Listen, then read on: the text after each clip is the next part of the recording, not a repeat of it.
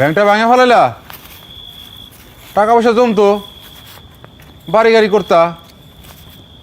উফ, এই জন্য গরিবের কিছু হয় না, কাঁচা থাকতে পায়রা খায় ফেলায়।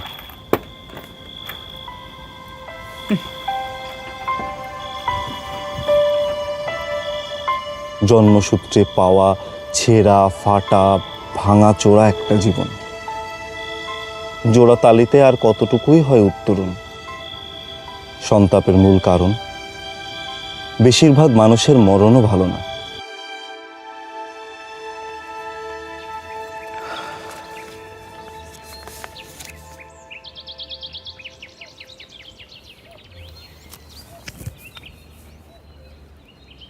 তোমার কবিতাগুলো আজকাল এত বিষণ্ণ হচ্ছে কেন? প্রিয়ন্তী, আমার অনিশ্চিত জীবিকার সীমিত আয়টাও বন্ধ হয়ে গেল। মানে? টিউশনিটা হাতছাড়া হয়ে গেছে। 7 দিন জ্বরে ভোগার পর পড়াতে গিয়ে দেখি আবিদকে অন্য আরেকজন পড়াচ্ছে। তোমার চলছে কি করে? জমানো টাকা ভেঙে ভেঙে খাচ্ছি। বড় জোর আর 4-5 দিন চলবে। আরাফাত ভাইয়ের নতুন বইয়ের দোকানে একজন সেলসম্যান লাগবে। আমি তোমার কথা বলেছি, তুমি একটু ওনার সাথে দেখা করো।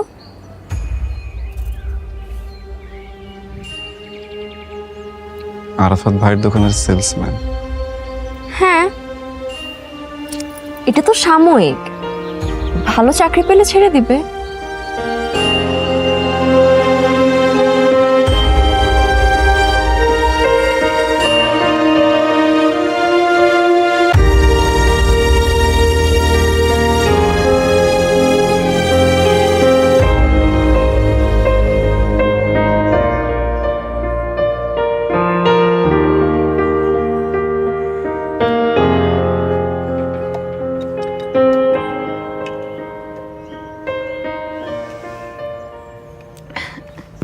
চা বানিয়েছিস নাকি?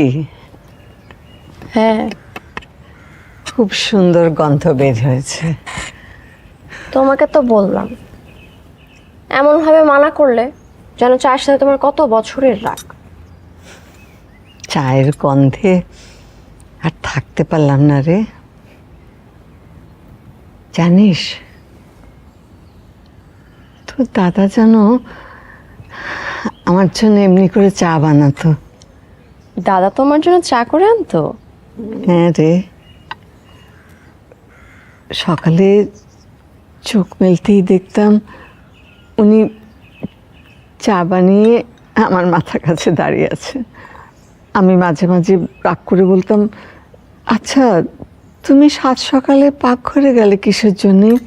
কেউ দেখলে কি ভাববে? উনি বলতেন, নূরজাহান, তুমি সারাটা দিন সবার জন্য খেটে মরো, আর আমি তোমাকে 1 কাপ চা বানিয়ে খাওয়াতে পারবো না? নিঃসঙ্গ জীবনটা অনেক কষ্টের রে প্রিয়ন্তী। একটা কবুতরকেও যদি চোখ বেঁধে পৃথিবীর আরেক প্রান্তে রেখে আসে, ঠিকই সে উঠতে উঠতে একদিন তার সঙ্গীর কাছে ফিরে আসবে। তুমি কি বলতে চাচ্ছ দিদু?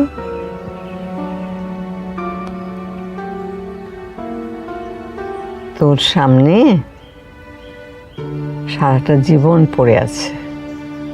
একাকে কিভাবে কাটাবে বাকি জীবনটা? আমি একা কোথায়? তুমি আছো না আমার সাথে? আমি আর কদিন? আমি তোমাকে ছেড়ে কোথাও যাব না, অনন্তকাল এই মিষ্টি বইটার সাথে থাকতে চাই। পাগলি। আরাফাত ছেলেটা কেমন? খারাপ না, উচ্চাকাঙ্ক্ষী, আত্মবিশ্বাসী। একটু বেশি।